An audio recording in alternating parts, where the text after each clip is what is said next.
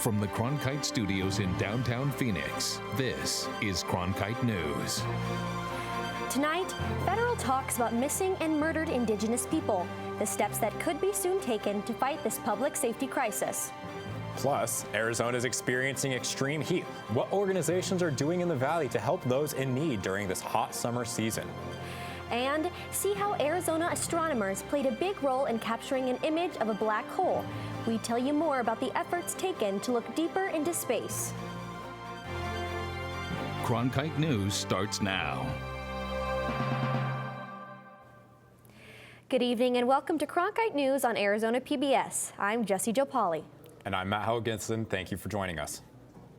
There's an increase in violence against Native American men and women on tribal land. Now, the U.S. Department of the Interior is working with tribal leaders to try and find solutions, especially when it comes to missing indigenous people. Reporter Tanaya Williamson has more on what actions will be put into place. A Department of Justice study shows that 4 out of 5 Native American men and women have experienced some kind of violence in their lifetime. Arizona is home to 22 indigenous tribes. Yesterday, local tribal leaders and those from across the country met in the Gila River Indian community to address this public safety issue. Arizona has the 3rd highest counts of missing and murdered indigenous women and girls, according to the Urban Indian Health Institute. This issue in particular led many to marches and advocating for change. It was part of the discussion yesterday among tribal leaders. These issues discussed today threaten the very safety and security of all of our tribal members. Domestic violence, missing and murdered Native Americans, and unsolved cold cases. Last month, Governor Doug Ducey signed House Bill 2570, which aims to gather more data on murdered indigenous women. Governor Stephen Lewis mentioned sharing data as a solution to problems faced in Indian country. Common themes emerge, nonetheless, around allowing tribes to determine where resources are needed in their communities and to the need for better sharing of information and data. Sharing that information is only part of the issue. There also needs to be better communication to the non-Native community. There are a number of women in this community who have led by example, and very strong women. And Michelle Demert is one of those advocates that I spoke about earlier in the sessions. Michelle Demert traveled from Alaska to voice her concerns. 40% of our Native communities have no law enforcement in Alaska. According to Demert, that lack of resources leaves many people without help. We have no 911, so when we call for, in response to something that's happened in our communities, who appears? Often it's a tribal leader, and we have to wait hours, sometimes days, for a meaningful law enforcement response. Gila River Indian Community Governor Stephen Lewis says, while there's been progress, there's still a long way to go. We all agreed that more can and more must be done at all levels to break down those silos, to ensure we have comprehensive programs and policies to attack these issues. Governor Lewis said that he'll be reaching out to the president of the Salt River Indian community to start a dialogue on how tribal enforcement agencies can better share information to close those gaps. In the broadcast center, Tanaya Williamson, Cronkite News. Our state's representatives in Washington are asking the U.S. Army to expand a National Guard facility for training pilots in Pinal County. The Silver Bell Army Heliport serves as a training site for the Apache helicopter pilots. A letter signed by 6 Congress members, including Senators Kirsten Sinema and Martha McSally, say expanding the training site would only be a benefit. They say it could provide training to foreign allies as well as our own Army helicopter pilots.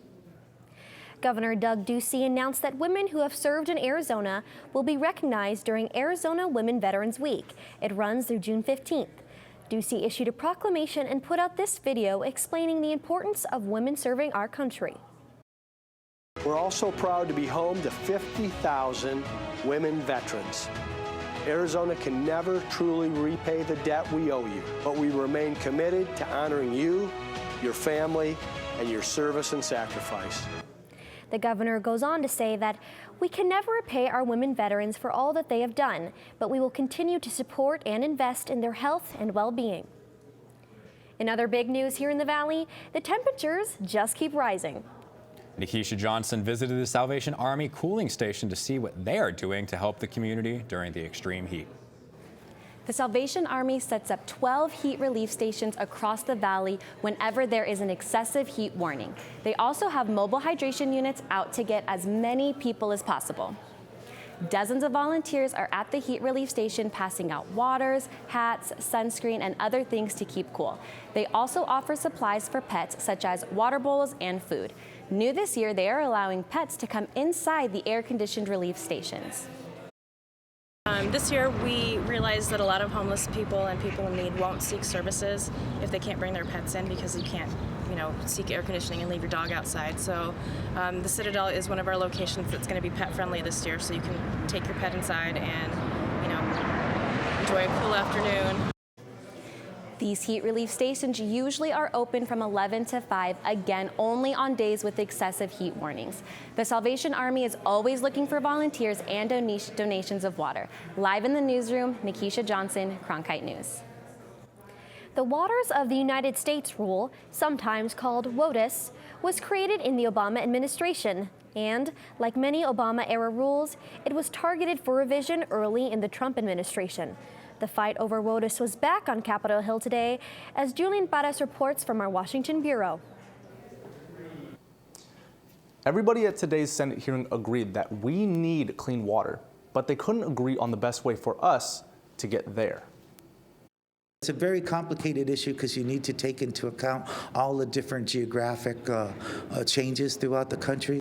For Pima County District Supervisor Richard Elias, the situation in southern Arizona is one reason why he supports strong federal oversight of the Clean Water Act and opposes Trump administration efforts to ease those rules. The Trump administration is proposing to eliminate the Clean Water Rule of 2015, which would eliminate protections for ephemeral rivers like the Santa Cruz, the Salt, the Gila River. Ephemeral waters was a key sticking point for opponents of the rule. It's a reference to waterways that sometimes go dry, areas that farmers and ranchers say were never intended to be included in the regulation. It's critical that the Trump administration expeditiously repeal the Obama administration's rule and issue a new lawful definition for waters of the United States. Farm states successfully sued to block the Obama rules, which did not take effect before Trump took office. The WOTUS rule is supposed to exempt farmers, but Barrasso and other witnesses at the Senate Committee on Environment and Public Works hearing cited horror stories of farmers facing fines when they tried to change crops. Supporters of the old rules say the Trump plan goes too far and would exempt many lands from the Clean Water Act, potentially threatening water tables and endangering downstream communities. There's been a lot of communities that have been poisoned by discharges from Air Force bases, military institutions, as well as the various mines and mineral exploration operations in the state of Arizona. Elias was only one of 3 witnesses at today's hearing. That included farm officials from Wyoming and North Dakota who support the Trump changes. But an Environmental Protection Agency website on the proposed rule has received more than 600,000 public comments on the proposal so far. In Washington, Julian Paras, Cronkite News. Earlier this year, Congress approved a permanent extension of the Land and Water Conservation Fund. That's a federal program that dedicates money from offshore drilling leases to state and local park and recreations projects. That fund has collected billions over the years and sent more than $240 million to projects in Arizona. But while the program's future has been secured, funding is not. That's why House members rallied on Capitol Hill today for a bill that would fund the LWCF permanently. They hope it can pass with the same bipartisan support that the earlier bill did. The fund must be reauthorized and it must be permanent. And then we can start talking about other things. And that was accomplished. Again, not a singular act by anyone, but a collective effort on the part of many, many people in and out of Congress. The bill currently has only 10 co-sponsors, but one of them is Grijalva, who chairs the committee that will hear the bill, improving its chances. Coming up, the first image of a black hole has been captured. It took only 8 telescopes and a team of astronomers. See how Arizona astronomers play a huge role in the team known as Event Horizon. And a mystery blob on the moon has scientists scrambling to find answers. Cronkite Noticias is the Spanish-speaking division of Cronkite News, covering topics such as economics, education, sustainability, immigration, and border relations. Cronkite Noticias strives to serve the Spanish-speaking community in Arizona.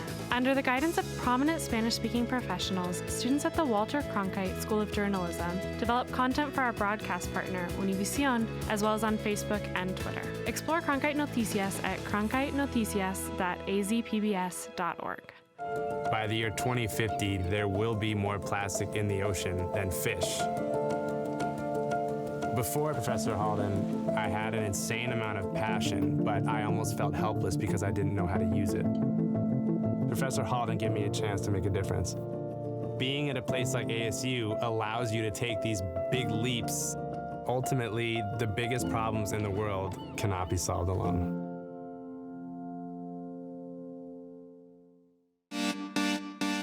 Stay in the know on the go.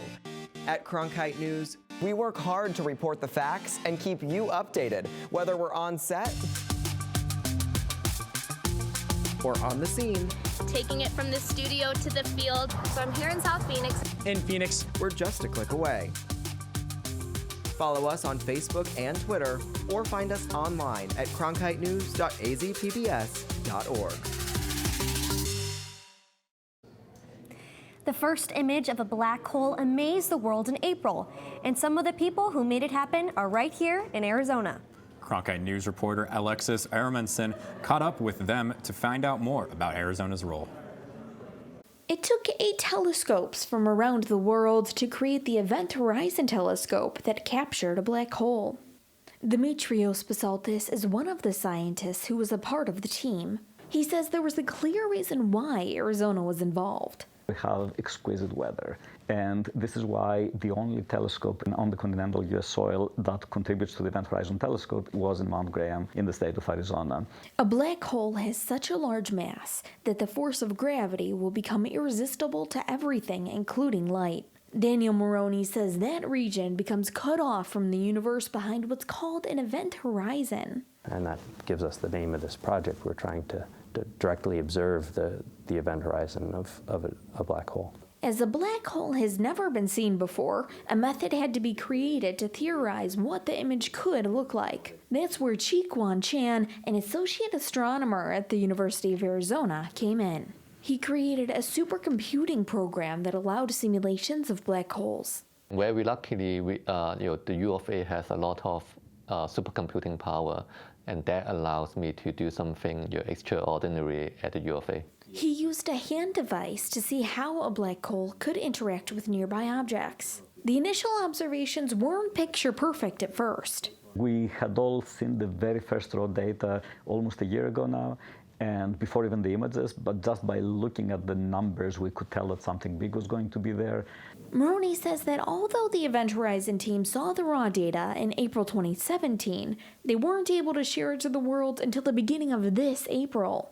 The data processing task is actually quite large for this experiment, and it just took time to figure it all out. Basaltis says that during this time, the almost 200 members of the Event Horizon team had to keep quiet about their findings. But once the images were out, the team felt relief. Moroney says he was on a family vacation at the time. And I sat the whole day sitting by my computer watching these images get revealed and asking questions, and it was one of my favorite days of my entire career.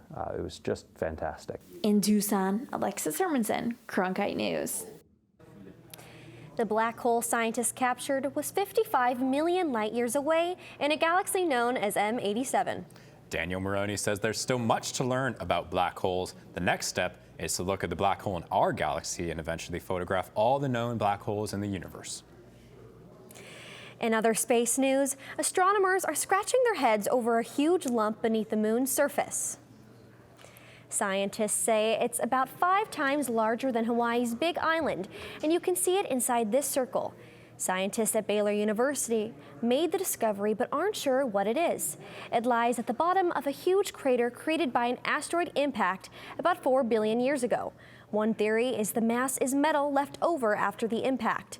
If that's true, the mass would be a gold mine for scientists exploring the history of our solar system.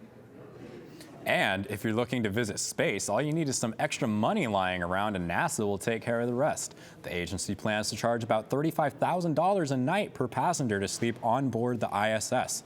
Starting as soon as next year, the station can accommodate up to 2 paying visitors for up to a month. Visitors will have to sign contracts with SpaceX, Boeing, or other companies, which will pay for the ride and rocket fees.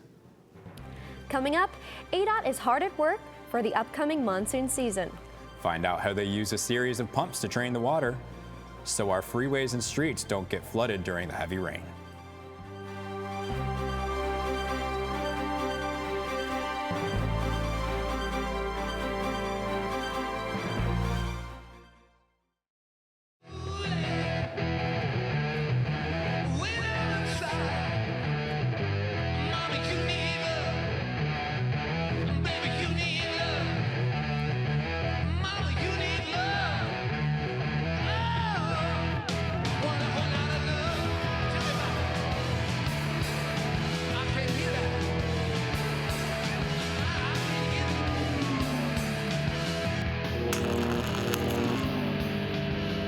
I'm Jose Cardenas, host of Horizonte.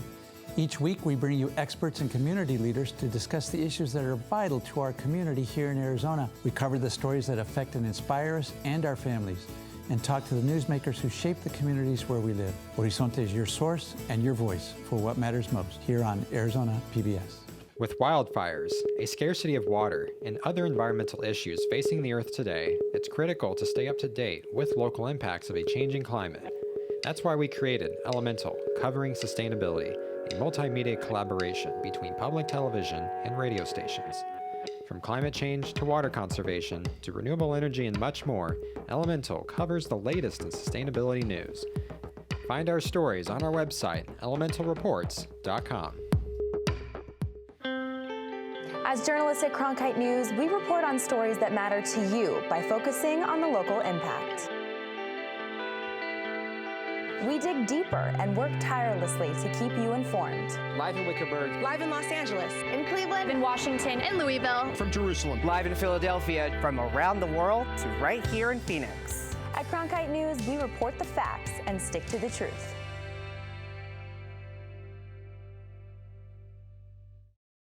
The monsoon season starts Saturday, and with those storms could come a lot of rain. That water's got to go somewhere. Cronkite News reporter Bane Froney got to explore how the highway pump system along the 101 freeway keeps the roads clear. Arizona Department of Transportation runs 59 pump stations on valley freeways. These stations are used to get rid of stormwater that can flood the roads.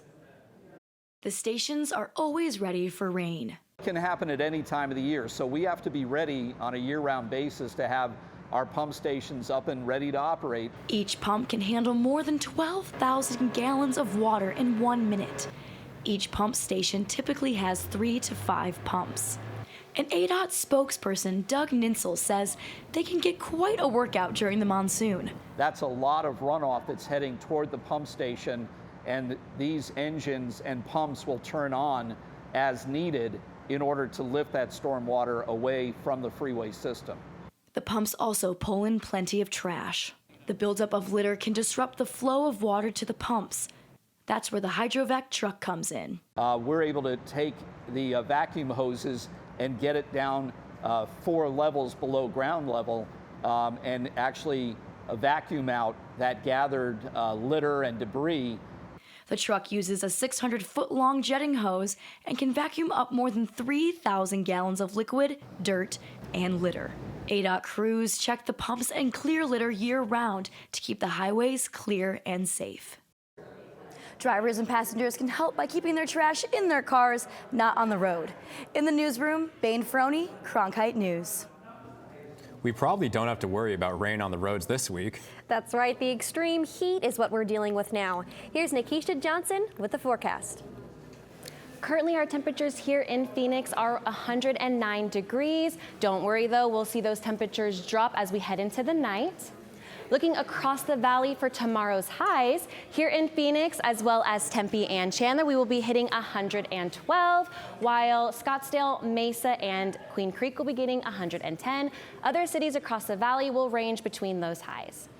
For our daily planner tomorrow, 8 o'clock, we will hit 89 degrees. As we hit until noon, we will get to 106, and then at 4 p.m., we will hit 110.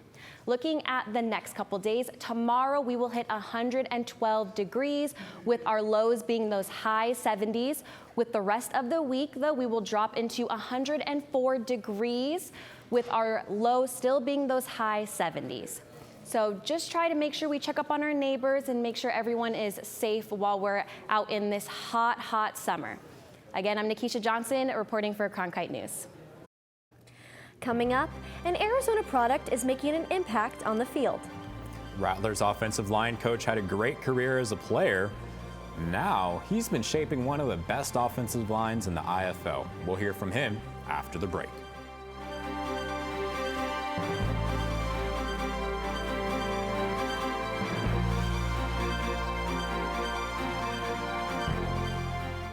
I'm Judy Woodruff, anchor and managing editor of the PBS NewsHour. The journalists of tomorrow face a fast-changing media landscape, but quality news remains vitally important to our communities, our country, and our world. At ASU's Walter Cronkite School of Journalism and Mass Communication, students learn solid, reliable reporting, holding the powerful accountable, and rebuilding the public's trust. The Cronkite School and Arizona PBS, preparing the next generation for a stronger future of journalism. I was impressed how expansive the children's educational program is. I had no idea teachers go over the entire state reading books to children in both Spanish and English if they don't understand, so that the parents can teach their children what the value of reading a book is. I had no idea that you did that. You know, that in and of itself is spectacular. For more information about including Arizona PBS in your future plans, visit azpbs.org/giving. Millions of people die every year from drinking dirty water. I would never have felt I had the ability to do something without ASU pushing me. We built filtration systems out of local materials with the people. To see those kids drink clean water for the first time, it's the most rewarding feeling that you can ever have. I went to ASU because I wanted to change the world. The thing I never would have expected is how the world would have changed me. I'm Matt Berry, ESPN Sports Center anchor and graduate of ASU's Walter Cronkite School of Journalism and Mass Communication. With its bachelor's and master's degrees in sports journalism, the Cronkite School is preparing the next generation of sports journalists to tell stories that matter, stories that excite, inspire, and inform. Cronkite immerses students in covering sports at all levels in one of the country's top sports markets. It's this hands-on experience under the guidance of award-winning sports media veterans that shape the top journalists of tomorrow. Millions of people die every year from drinking dirty water. I would never have felt I had the ability to do something without ASU pushing me. We built filtration systems out of local materials with the people. To see those kids drink clean water for the first time, it's the most rewarding feeling that you can ever have. I went to ASU because I wanted to change the world. The thing I never would have expected is how the world would have changed me. The Arizona Rattlers offensive line is seeing a lot of success. As Cronkite News reporter Gabriel Moreno reports, the players are crediting one coach because of his own field experience. We represent Rattler Nation. Arizona Rattlers offensive line coach Connie Kawahi spent 11 years as a center in the National Football League. Having that experience of actually playing, I can kind of transition that into my coaching. The Arizona State product spent the early portion of his coaching career in the Canadian Football League, but has since found his home in Arizona, now in his 12th season with the Rattlers. I tell you what, I couldn't imagine doing anything else. I love what I do. I'm real lucky to be able to do it. Here at Gene Autry Park at the Rattlers training facility is where offensive line coach Connie Kawahi hopes to breed his new championship caliber offensive line. He's played football in the NFL for a long time, and he was telling me that it's not about your size and weight because, I'm an old lineman, I got to be big, and, he's just instilled a lot of technique into me. Kauahi has led his unit to the top of the IFL in terms of rushing yards per game and sacks allowed. In doing so, Kauahi has earned the respect of his linemen. How hard-nosed he is, how real he keeps it. I mean, he never lies, he don't sugarcoat nothing. He gonna tell you how it is, and that's that. I respect somebody who can be blunt and honest with me. I can be mad then, but at the end of the day, I'm gonna take it more of a life lesson, and I take it as great coaching. Kauahi hopes that his coaching will continue to help his players grow and maybe get some of them a shot at the next level. In Mesa, Gabriel Moreno, Cronkite News. The Rattlers are currently undefeated, and they're hoping to win their second championship in 3 years. Cronkite News is proud to be the news division of Arizona PBS. Here's what's coming up on Arizona Horizon and PBS NewsHour. On the next Arizona Horizon, we will hear about a sweeping new plan for innovation along the U.S.-Mexico border and how even mundane activities can zombify or hijack our brains and emotions. It's next Arizona Horizon. I'm Judy Woodruff. On the next NewsHour, Amna Nawaz takes us to both sides of the U.S. southern border as a record number of families cross from Mexico. That's Wednesday on the PBS NewsHour. That's it for Cronkite News tonight. Thank you for joining us. For top Arizona stories anytime, go to cronkitenews.azpbs.org.